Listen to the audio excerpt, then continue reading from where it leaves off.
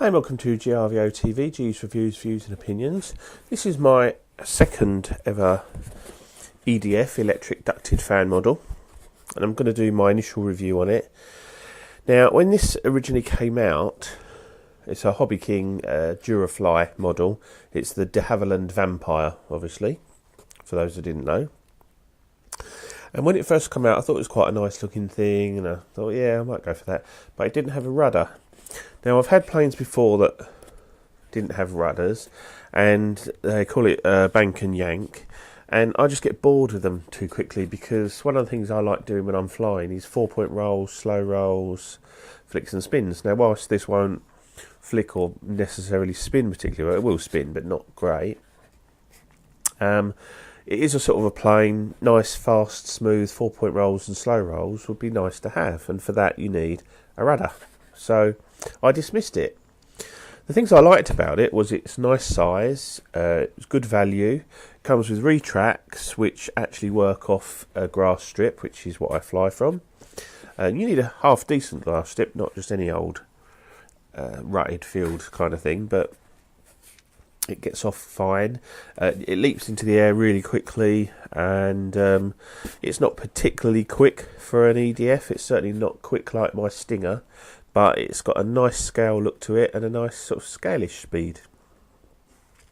So a guy over the field got one, and I thought, yeah, I quite like that, but I still don't like the fact that it's not got a rudder. But then I thought, well, I can just stick a rudder on it, and obviously this is a twin boom thing, but I thought just to try it, I'll just try adding one rudder, because what I didn't want to do is add too much weight. Now, to put two rudders on this, you'd need to have 2 servos, 2 extension leads, and then maybe a Y lead as well. And so I thought, well, I'll just try one and see what happens. Now, bearing in mind, I don't need loads of rudder authority. I just need enough. I'm not going to be able to. There's no side area particularly, and they're not very big. So I wouldn't have thought this was going to knife edge, but it may do.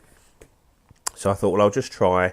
If I can get enough off one rudder to do my 4-point rolls and my slow rolls, I'll be happy with that. Anything else is a bonus.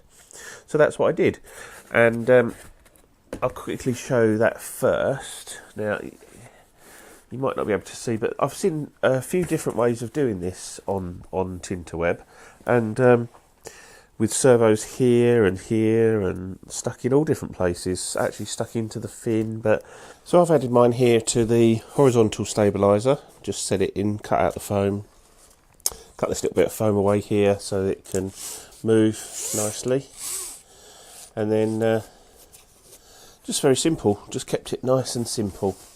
The underside, just show you that, it's quite neat, and then the cable just runs down there and into the fuselage. So that's the rudder. Now, the instructions for this are pretty poor. It just shows you a few pictures, but if you're an experienced modeller, you'll be able to get this together no problem. You basically glue the wings in, glue the booms on, glue the tail in, put all your horns on. The servos are installed. The retracts are installed. The fans installed. So a very simple build. One evening should get it all put together. All the wiring's in, and they give you a little loom. The undercarriage is serverless, so that all works really well. The only other modification I made was added a little bit of tape here to make it easy to get the canopy off, otherwise you end up pulling this off. That's the other thing, you have to glue the pilot in and the canopy on. But yeah, otherwise you end up pulling the canopy off, and you'll pull this off if you're not careful. And also had to cut away some of that for the battery. I'm running a 2200 Turnigy Nanotech 4-cell. Receivers there, and obviously a big bunch of wires there. You need to cable tie up all your wires so nothing can get sucked back into the fan, so make sure you do that properly. Plenty of room to move the battery backwards and forwards, and you can get up to, I think, like a 2650 in there. But that's just what I've got. I've got 4 of these 2200s for my other jet, so I thought, well, if I can utilise them for this jet as well, that's all good. So that works fine. It's a magnetic canopy. It's sort of just about strong enough. These booms things that stick on didn't fit particularly well, I have to say. They sort of meet, but they're not, you know, they're not fantastic. It's not like multiplex quality, it's Durafly quality, and this is obviously an early model as well. But I paid, delivered from Hobbyking, £85 for this, about $120 whatever, but £85 with the fan, the servos, the retracts and everything. You know, all I've supplied is my radio. So I think it's quite a good deal. So I'll just quickly give you a demo. I've got it on my Futaba 14SG here. And the way I had to do the rudder, because the nose leg is actually utilises the rudder channel. There's two ways you can do it, and I did it sort of arse about face really. I should have done it the other way around, but it doesn't matter with that radio because you can program it to do whatever. So essentially you've got your rudder channels and then an auxiliary channel, and I've used channel 7 for the rudder because I tried it on a Y lead, and unfortunately the undercarriage and the way I've got the servo go the wrong way, so I couldn't reverse it. You can't, if you're on a Y lead, you can't reverse it.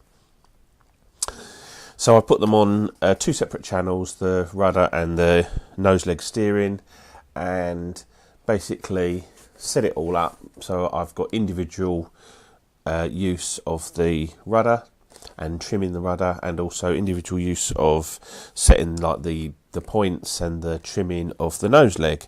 And now I've got it set up, it all works really well. I'm really pleased with it.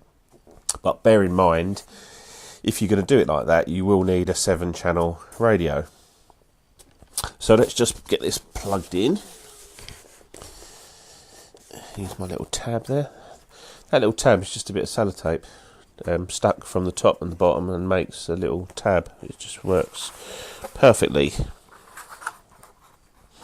This came with a ESC and a separate BEC, which again uses another channel on your radio. So channel 2, I think it is, for your throttle, and then you need another channel for to plug the U-back into. So you're going to need, without a rudder, at least 6 channels, and with a rudder you need at least 7 channels for this. Let's just cycle the undercarriage.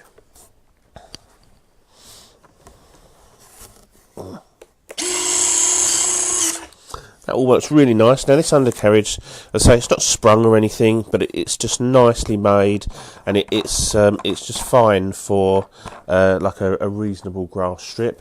Works really well, and it's a lightly loaded model. Comes in slow. You know, you don't have to bounce this in or anything, so it's not going to take a bash in, this undercarriage. It's all metal. It looks nicely fitted, so I'm happy with all that. That's all fine, and I'll just show you if you can see here, if I just lay it down there, I'll just show you the rudder working.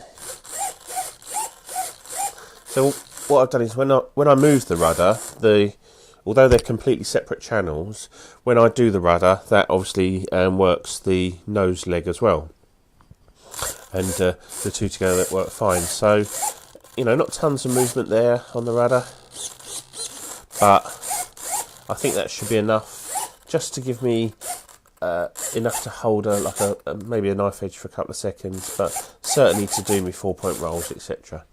Worst case scenarios, I could add another rudder, but if it doesn't work out and I need more authority, because there's not a lot of area there,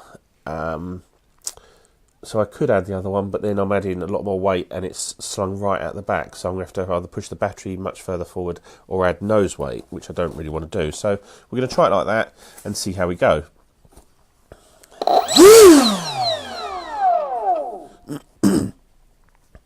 The blade, the fan in this is a 1, 2, 3. It looks like a 5-blade fan, and from what the model that I've seen, sounds really nice in the air.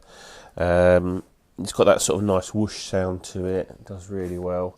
So yeah, there you go. What I'll do is once I've flown it, I mean, if you know about the UK, it's just windy constantly at the moment. It's an absolute nightmare. I'm hoping to get this flown at the weekend, and then I'll do hopefully show you some flying shots and an update on how it goes after I've flown it. So there you go. This is the de Havilland Vampire from Hobbyking Durafly. So far, really liking it, and I'll keep you updated. Anyway, I'll see you soon. Cheers, bye.